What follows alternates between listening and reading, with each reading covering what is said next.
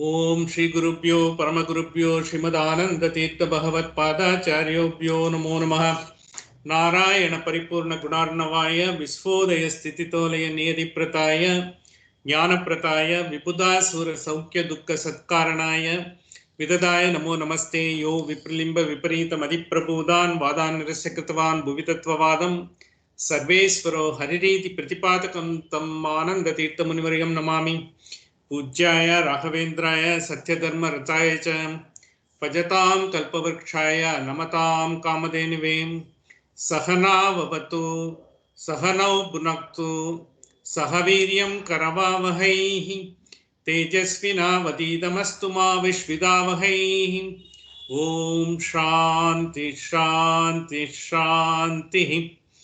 Friends, we will be continuing in the new year, with the elaboration of the last portion of the third Valli, where one of the finest slokas, which has been taken into and made it into a gospel all over the world by Vivekananda. That is what we are looking into. Arise, awake, stop not till the goal is reached. This is the mantra which says, but it also has got several, it has given a lot of insights. It has also propelled a lot of people to write as well as indulge themselves into their own self-development, as well as look into the philosophical aspect of the entire life, including, the Somerset Maugham, the famous, the literature, who has been had a wonderful occasion to meet Ramana Maharishi and get the vibration for more than an hour and a half. Without speaking a word, he could get into it. And after that, he was also get to know about Vivekananda and heard about these things and all.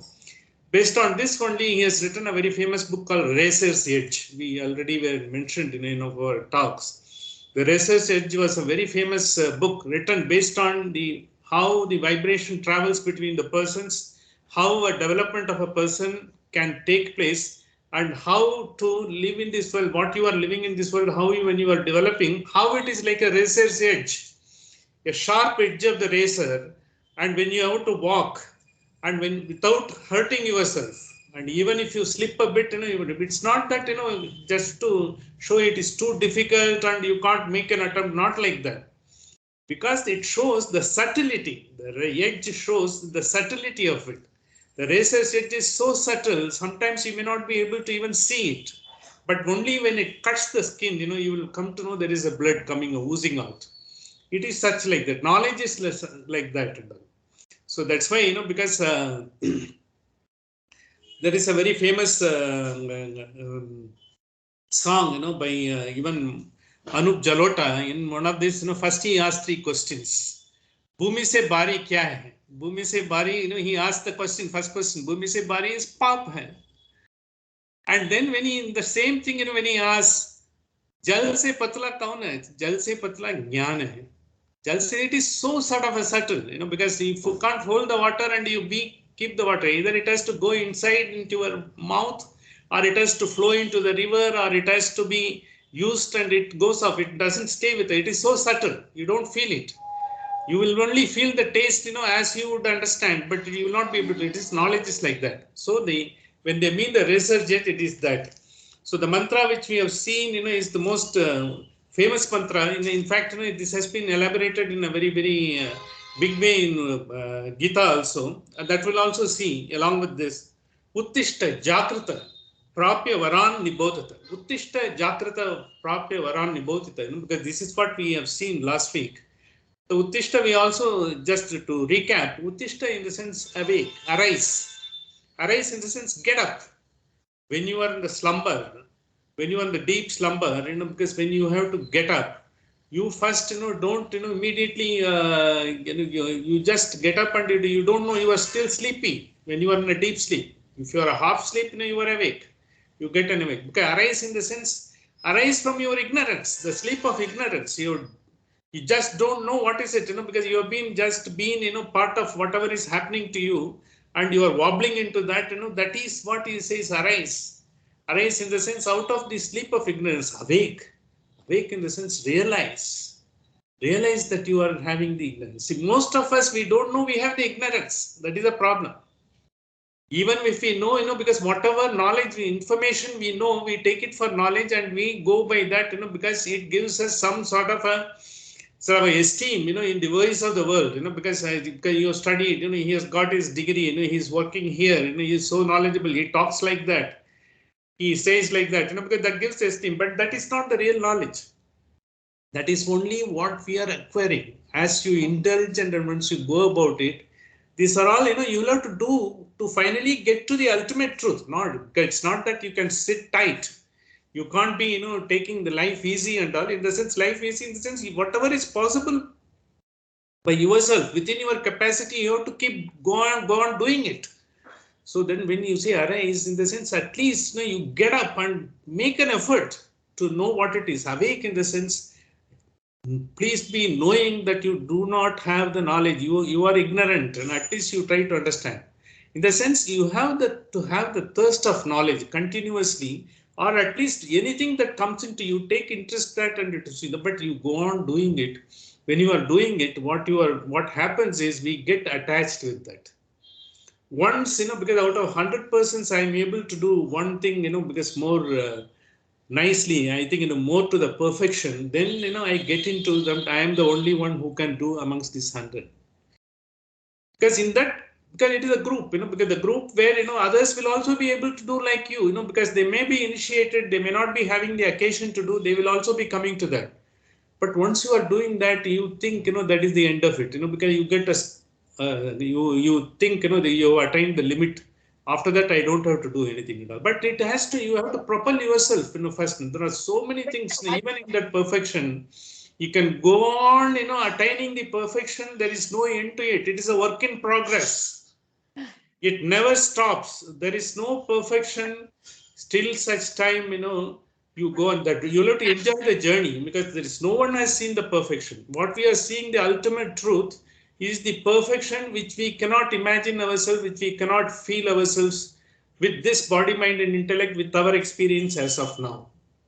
This is what exactly arise, awake, stop not till the goal is reached. When Vivekananda says, you have it is not that, because you do that, whatever is that, but don't be wallowing into that. Don't be, getting into the glory of that as well, because you just see if something is not, interesting you or something is required for you, try to make an attempt. Because some students, they say maths is not, my cup of tea. How can it be a cup of tea? Because maybe, the way it has been taught to us, or the way we have taken interest into that, the way we have tried to sort of take, little deep, at least to ask people, who know it better. So we don't take the effort and all because someone is teaching. Their job is to teach. My job is to hear. If I like it, I will like it. Otherwise, I don't like it. That's why, because it is a common, because all the students will say, because he's good everything, but not in maths. That's what they will say.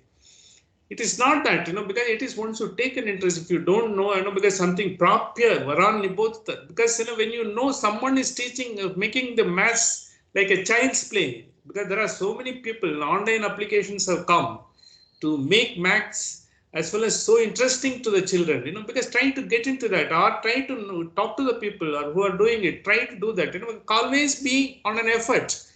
Don't reject anything that because it is not appealing to you, because you have not taken the effort. It is propelling you to take the effort. So a person, who doesn't know about, any of the things, because he may not be trying to take a UPSC exam or any competitive exam, because it's not I'm happy with whatever I am doing. But then do whatever you are doing best, because a lot of people don't take up to the profession or the job or anything like that. They try to start up something on their own. They try to do it better and they try to find the knowledge. How do you find it? So you just try to be associated with the person who is doing it. And then because there is a proverb, be first or be with first. You may not be first, but be with us. Sangam, because when you say Sangyatvam, when you say, because when you are associating with the people, when you go and hear some masters talking about, when a master, someone tries to tell and someone tries to do it, when you work with that person, an engineer or a scientist, when he works with the top master, he gains the confidence, he tries to know the tricks of the trade and what are all the possibilities. And then what happens is you can't simply be emulating and replicating, but you will have to have the propensity to think yourself. Each one of us have got a different way of doing how we are doing, because we have got our own habits. All our habits are not same. How we have developed, because whichever was convenient, comfort for any to which enables me to do whatever I want, we have adopted that. So you may be taking 6 o'clock tea, but I may be taking 7:30 the coffee. How I have developed, because that is how I found, it is suitable for me. I am able to do that and all. But then once you get into the comfort zone of getting it, try it, because you try to, when you are trying to see others and find, because how they are doing it, why they are doing it, they are not doing it like me and all. Instead of that, you try to see yourself. Can I just change? Will I be able to get little more time for something? Little more time to do something, which I find, I don't have any time to do. Because one of the major complaint we have is we don't have any time to do so many things. And we are always following it, and we are only thinking, because if I only had the time, if I only were to have this particular comfort, once you have all those things, these are all alibis and excuse. This is what we have said, and especially when Vivekananda brought this concept, India was in a sheer sort of, because we were in such a obnoxious situation, where poverty was everywhere, and in Bengal famine was there. You might have known 10 million people perished in the famine. It's not that, because everyone was expecting something from somewhere to come, and people couldn't take up, because their own initiative. It is not that. And India was a self-sufficient country with the millets. The millets was once the sort of a staple food of the entire country. But then, because when the British came and they started producing rice, because they have to feed, the other colonial countries, and taking rice was considered to be a sort of, the rich man's sort of luxury, and people started longing for that, and they gave up the habit of taking the millets, which is nutritious and healthy. Now we are coming back. We are going to the millets, and we are going the organic one and trying to find. Everyone says you take only little quantity, and millet in the highest thing is, even if you take a little quantity, it will be filling. And it will give you energy, and you will be more active. It will not, because if you take a rice, and with the curd, and afterwards, you go for a sleep, and that will give you a nice sleep at all, but it will not propel you to be active in the life, and propel you to, you can do so many things, with a little more time at your command. You are not able to do. That is what exactly this, because now, see, India was, we were not having, we were climate dependent, being a tropical country. Sometimes rain may come, sometimes rain may fail. But the millets need only little rain, and it has grown up in adequate quantity. But after the learns have been brought in for the rice cultivation, most of the millet production has come down. Now, because again we are going back, and the rice as such, it's a staple food for 70% of the world. It's not ours only. Even in Southeast Asia, they are taking it. Even the Africa also, they are taking it. In Japanese also, rice is used tremendously, so many things and all, but their way of usage is different. It's not that it is required. You need the carbohydrate, but the millet is the one finally gives the nutrition. Even in India, if you see, the nutritionally we are still, we have got a lot of our children don't have the enough nutrition. The nutrition index, India is somewhere closer to 100 in the state of nations. Why it is happening? Because we have changed our habits. We are taking up to all those things, and of course, now the new variety of junk food has come. All those reasons are there. Likewise, because we are not able to do, even the Bengal famine could have been, because attempted successfully, and could have been solved if people could put the mind, and as well as, to some extent, you could not have, because after all, you cannot fight with the nature. It happened like that because of the famine, not because of any landslide or anything. 100,000 people died. Can we see, because 10 crores of people died at that point of time. This is at that point of time is said. Because don't be always looking upon someone has to give. You will have to sui generis, you will have to develop yourself. That will come only when you have self-belief in you. If you don't have the self-belief in you, self-faith in you, you will not be able to do anything. And if you think, because it is not possible for you, that is the highest disease and weakness for a person. That's what he says. The universe has given you enough power to do everything, whatever you want to do. But if you fold your hand and close your eyes, and if you feel the world is dark and no one has given me, because you are only crying, because I don't get the opportunity, no, the things were not suitable to me at that point of time, whereas others are all getting it. If you try to find like this, no one can help.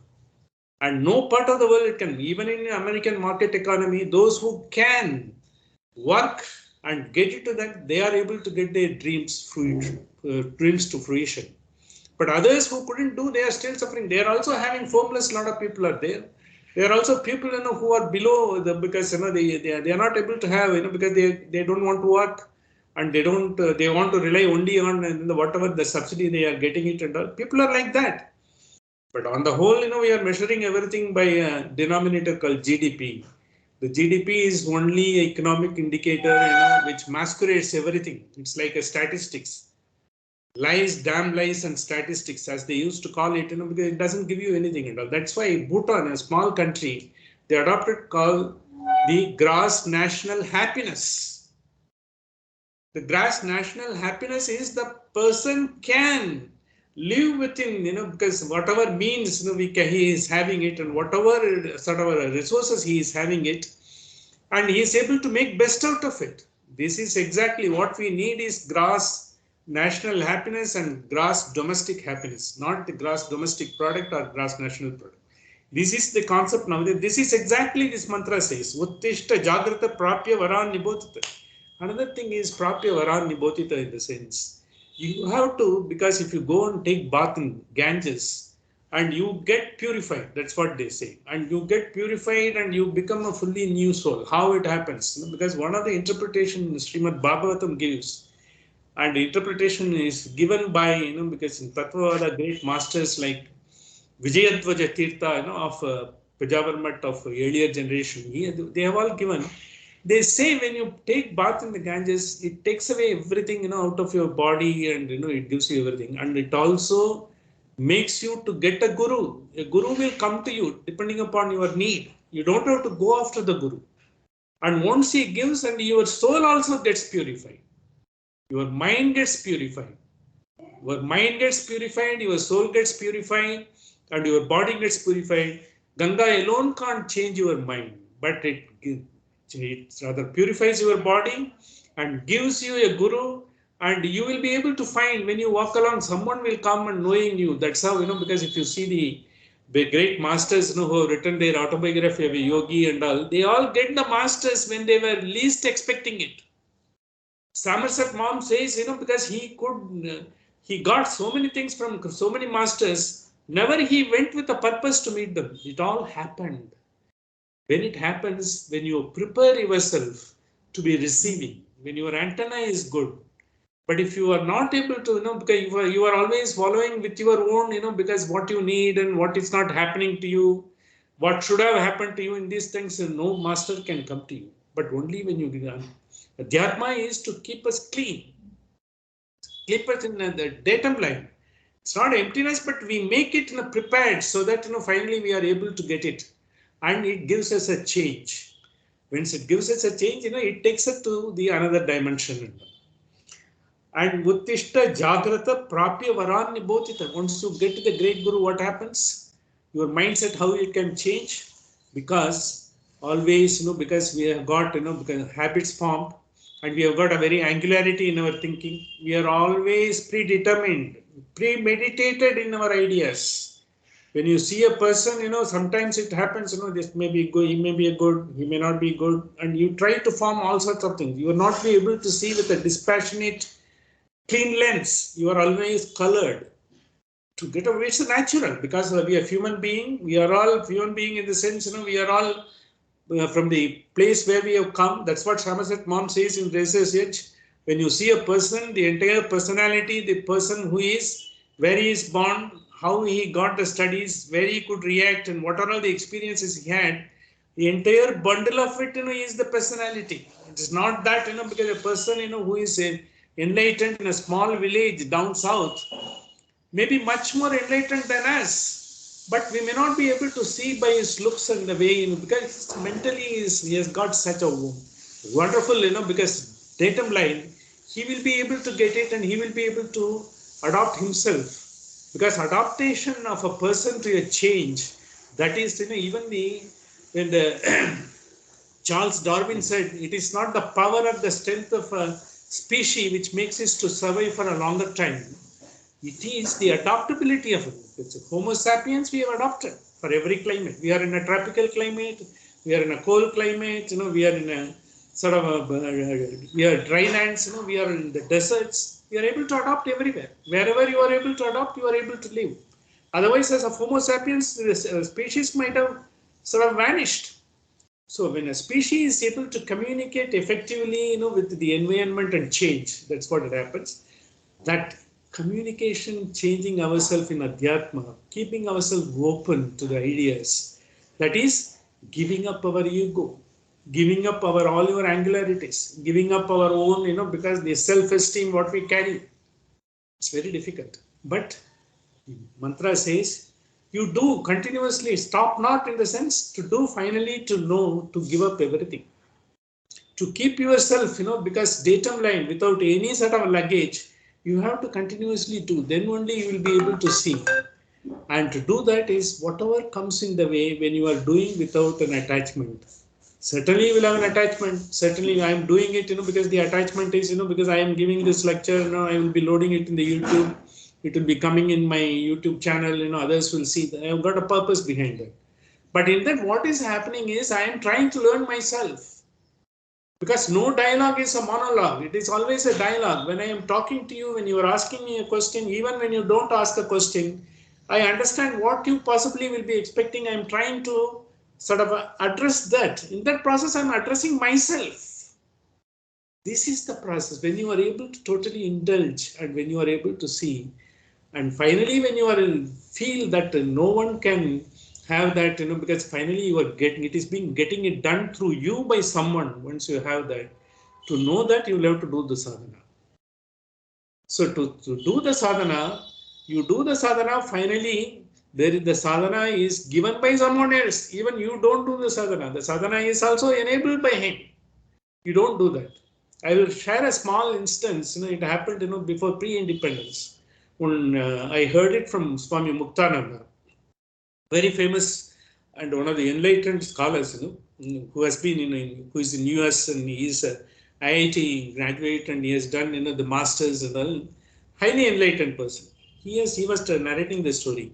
One lady is Shanti Devi. He was just trying to tell about, because why a lot of religions don't accept reincarnation. It's not a question of acceptance. What happens? Because in our scriptures it is said.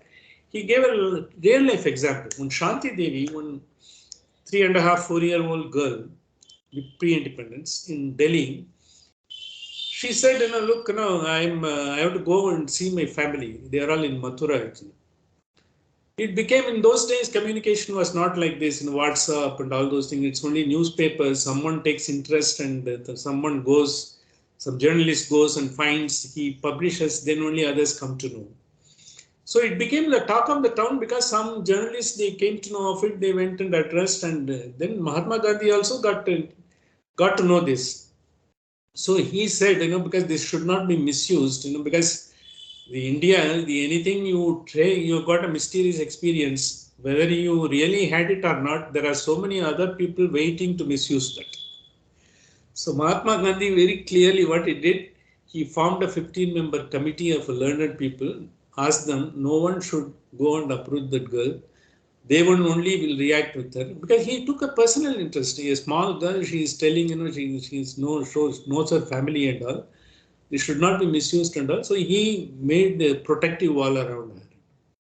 So they tried to find, all are great people and people of wisdom. And when Mahatma Gandhi chose, he chose the best of people, who will act, without any selfishness and without any purpose. So when they asked her, she says, I am Shanti Devi now, but earlier my name is known as Lungdi Devi. I was in Mathura, and my husband is one Kishan Pandey, some Pandey, and he is there, and I have got these children. My house was here, this and that she was telling me. So when they finally, this committee communicated to that Pandey, he said, no, I say kuch nahi hai, because I think, oh, bachchi hai, kuch bolta hai, bolke, don't come and waste my time, bol diya. After that, they say, okay, you come and they took him to Delhi. You come and see her once, and then you say this fellow impersonated not as the same Pandey, as if some relative of the Pandey, isn't it? Say I am so and so's uncle, son, and all something like that. He went and introduced to that girl. That girl then don't take lies. Tell me the lie. You are that Pandey. And they got flabbergasted. How come, this fellow was trying to impersonate. He finally accepted, yes, I am so and so. Finally, I think she was taken there. She identified, and she passed away 14 months before, I believe. On her deathbed, this fellow had given a lot of promises, and none of the promises he has honored. She fired him there after going there. All those things happened. This was recorded.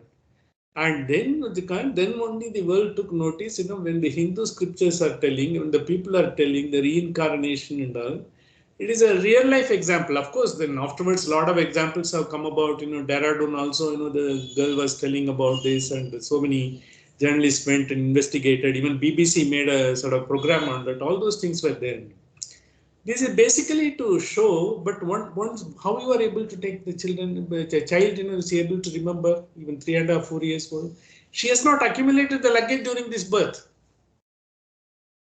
So when you are not accumulate the luggage, you are still, the pristine state, you are able to recollect at that point of time. See, for some of the diseases, because hypnotism is trying to cure the diseases. They say past life regression. They take you to the past life and say, some incident might have happened, that is affecting you in this birth. And then they try to give affirmative ideas so that, because you feel, nothing has happened. And this birth, you are here to correct those, because the deformities, which has formed because of that experience. Likewise, because they are trying to do the treatment, because it must be having a basis. That's how they are looking. The purpose here is, when you are having that, because now we are not able to recollect anything, because we may not be able to, this life itself, we are not able to recollect what happened 10 days. Even house, I am keeping my specs somewhere and I am trying to locate it, because that's I am not able to remember. I am not able to recollect, because I have got so much of luggages. I am carrying it and I am totally, entangled in that, because that is what we say, the entanglement of thoughts that takes about. So basically what happens is, when we said, the mind is the disembodied, because the mind is disembodied, it's not in the body, it's in Shushma Sarira. But brain is in this, in our body. When you dissect the body, you will find the brain, but you will not find the mind. But the psychologists and the neuroscientists, they have also done a lot of experiments now in the consciousness study, in both in US and Canada and other places. They have also come to realize, even a lot of books have been written, your brain is nothing but the cognitive representation of your mind. The mind gives ways, because it's sort of a roadmap for the brain to act. The synaptic connections in your brain, the thought, which you are carrying in your cortex, and how you are able to do all those things, it is only a cognitive representation of your mind. The mind is somewhere. But by doing this adhyatma and all, when you are able to shape your mind, when you are able to, because you have got almost 90 to 95% of what you are doing is in your subconscious, the habit forming, thoughts that are there. The one which is refined thoughts, which gives you the direction, which gives you to exercise the choice, the discriminating power, what we call it, that is in the conscious mind. So the mind, once it is being, then your brain works accordingly. That's why, I long before I shared the story, because N.S.Ramachandran, the very famous, the neuroscientist, based in San Diego, he made the experiments and he said, tell the story of the brain. And he also said the phantom brain. Even, when we have got seen people, having a paralytic attack, they are not able to do, he has to live like this. That's what, we are taking. But by practicing, to know, phantom brain is, because there is an experiment which is called Penrose experiment. You have your hand, and by the side of your elbow, you keep both the hands on a table. By the side of your elbow, one rubber hand is also put in, made of rubber. It's also put in. But by just make a small pin onto that your real hand, and because in the frequency you do it, and suddenly you put it on your rubber hand, you also feel the pain. That shows it's not the real pain. Real pain in the sense your mind is, because of the practice, because of your experiences, your mind is always in a state to guess as what is likely to be there.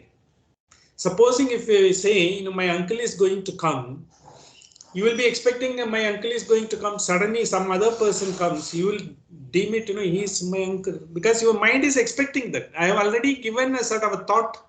I have already given a sort of trigger into your mind. You are trying to expect that. And when you see, a lot of 3D prints nowadays come, even 3D columns are also, because in WhatsApp people are sharing it, you can see. It's not really 3D, but your mind is trying to see it as a 3D, because the shapes are given in such a way you are able to do that. So what does it show? So that's why in philosophy we say, in Tattvavada in particular we say, Ayathartha Jnana. Yathartha Jnana, Ayathartha Jnana we say. Both elegantly brought in every philosophy, but in more elegantly brought in Tattvavada in the sense, it is not the actual thing. When you come to know the actual thing, you have got the wisdom, knowledge. So your ability to know the right thing, because because it's not a 3D sort of, the column, or it is not the 3D figure, but it has been made to appear like a 3D that appears, because that is in a human ingenuity. They have used this, the printing technique, they have used it. The making, how you are drawing your that column, you are able to do that, and you are able. So therefore, now the neurologists and psychologists have come to a conclusion, or some sort of, because still it is to be proven, they have by and large, brought to the conclusion, your brain is nothing but cognitive representation of your mind. Suddenly, your grasping power increases. A person who is not doing anything up to the 10th standard, he's a wayward, he's the lady who got the Nobel Prize in Iran for this year. She said she was not a good student at all. She was not, a bright student. Even his parents used to worry. But suddenly, because something happened, she always wanted to do something, which she was always, in the back of her mind. It was always, she wanted to do something. She took cudgels with the government, and she was imprisoned so many years, because that's how finally she was given the Nobel Prize. She is still in prison. She has not been sort of set free. So when it happened, she said like that, likewise, when you are having that, when it is the cognitive representation of the mind, brain, by doing, adhyatma, once you are able to get the shivoham, when you say the highest state of mind, when you get it, you are able to take it everything, because without dispassionate and always eager to make the change, whatever is happening, because if you have lived about 100 years earlier, the things were different. You would have adopted a different lifestyle. Now it is different. Another 50 years hence, the lifestyle will be different. It is the mind which makes you to adopt to the changes. Then the brain makes the changes, it gives the commands. So therefore, there's then the perception when it comes. Whenever you have a cognitive, the instinct when it comes, the instincts are the one which creates the passion. The instincts are when you are getting lost into the object. Once you see that, it gives the passion. A person you like or a product you like, then you want to have it. That is the passion. That is why, because what happens is your mind is trying to get into that you expect, because you like it, you expect. Somewhere, sweet dish is there, you like rasagulla, you expect rasagulla, but if something like a rasagulla is appearing there, you will go and pick it up. It may be rasagulla or it may be some other dish, because now dime a dozen dishes are there. That is why now say from the cognitive instinct, when the thought comes, the perception what you are getting, what they say, all the perception, what we get, we are all getting the perception. That's why I am able to talk, you are able to hear. The perceptions are nothing but, because sometimes even before I talk, you will be expecting this man will be telling like this only, because he told something else in this regard earlier and all. The perceptions are controlled hallucinations. Perceptions are controlled hallucinations. Hallucinations are uncontrolled perception. When a person becomes schizophrenic, he comes without any reason, he is angry, he is reacting, he is shouting. He's just getting onto the ground, rolling. He does all those things because he forgets the self.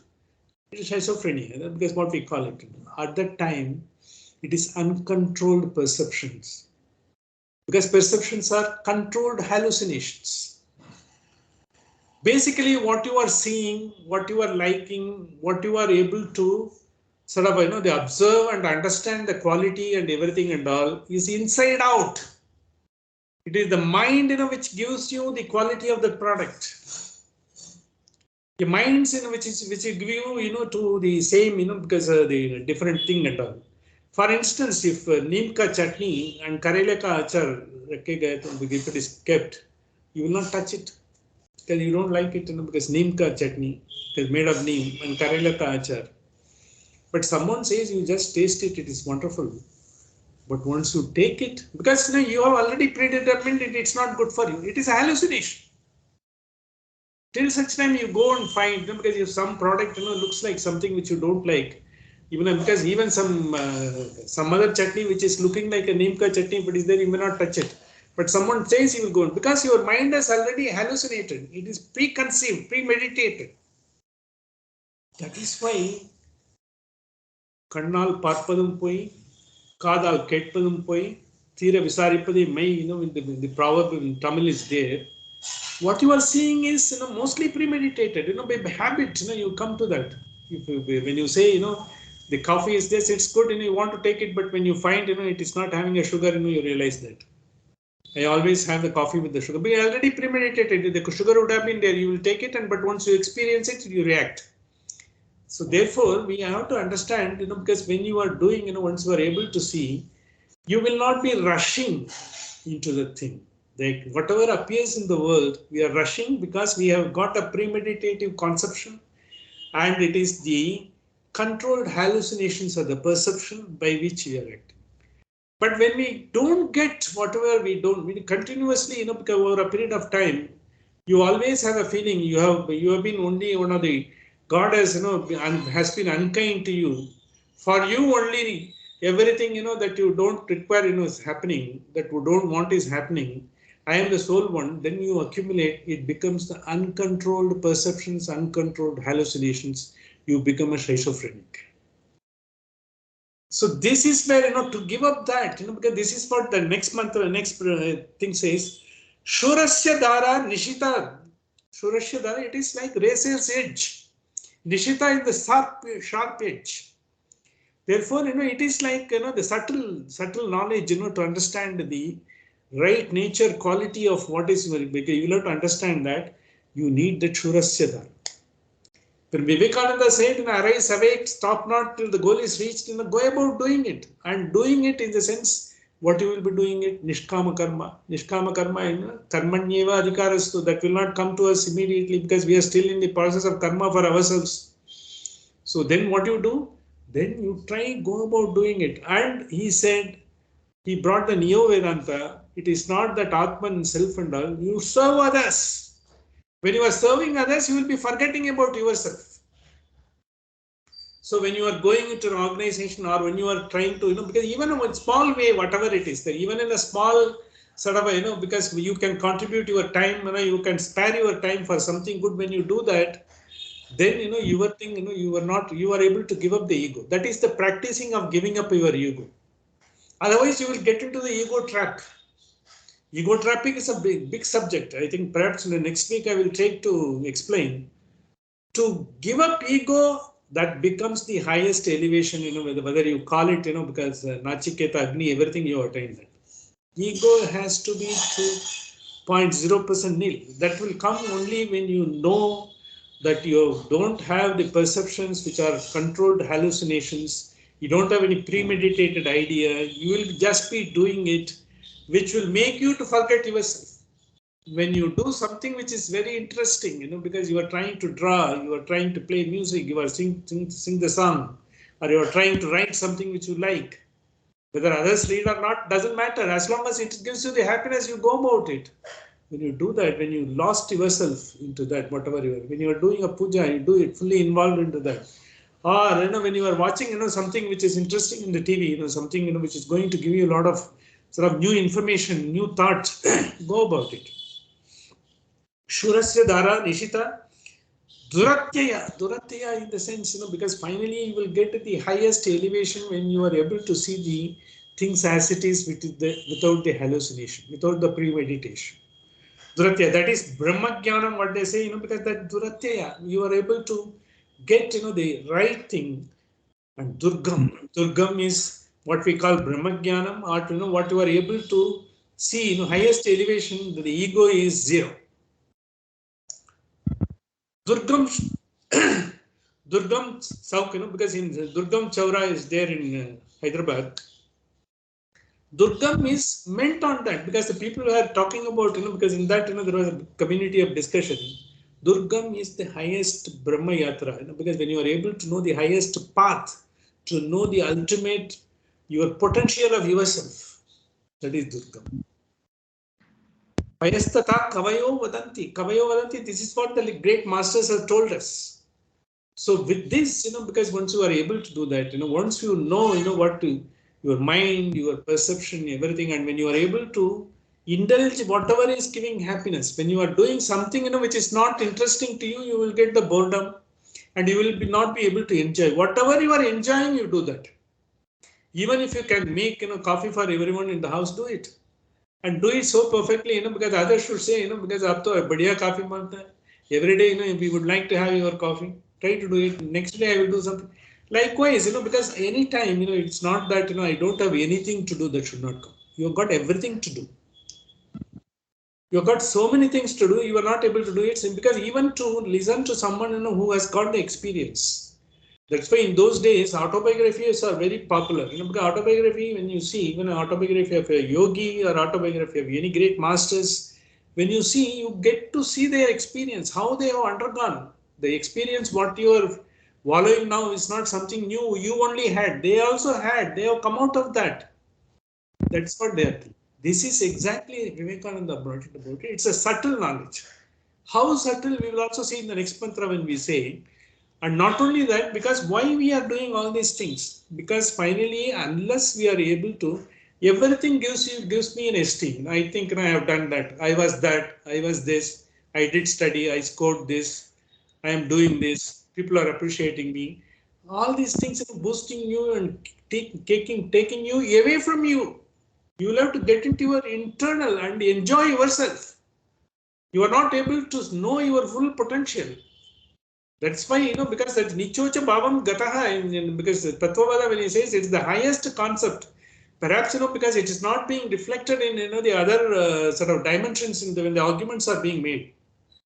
In fact, because I was so enamored, when the professor of who got the Nobel Prize last year, Anton Zillinger, for his quantum mechanics, quantum entanglement, as we are all entangled in our thoughts, we are all entangled in our perceptions, we are entangled in our hallucinations, premeditated thoughts. So disentangle ourselves, that is the Adhyatma. So quantum mechanics, what he said, quantum entanglement, he removed it. He got something called teleportation. For that, he was given the Nobel Prize. I'll just say a couple of words of his and then I will explain next week. When he was the Nobel, when he had to address, everyone addresses, they say this and that, I'm very happy, great, I struggle, this and that. He said he thanked his parents and he thanked his spouse who has sacrificed her entire career. She was also a well-known scientist herself. She has sacrificed. And then, this is the first time I heard, he said, I thank all the taxpayers of Austria and the US. Because of their funding only I could do. How many of us do it? So when we get a scholarship or when we get a benefit, when we have been educated, because even the government has borne part of it. Without that, we could not have got our education.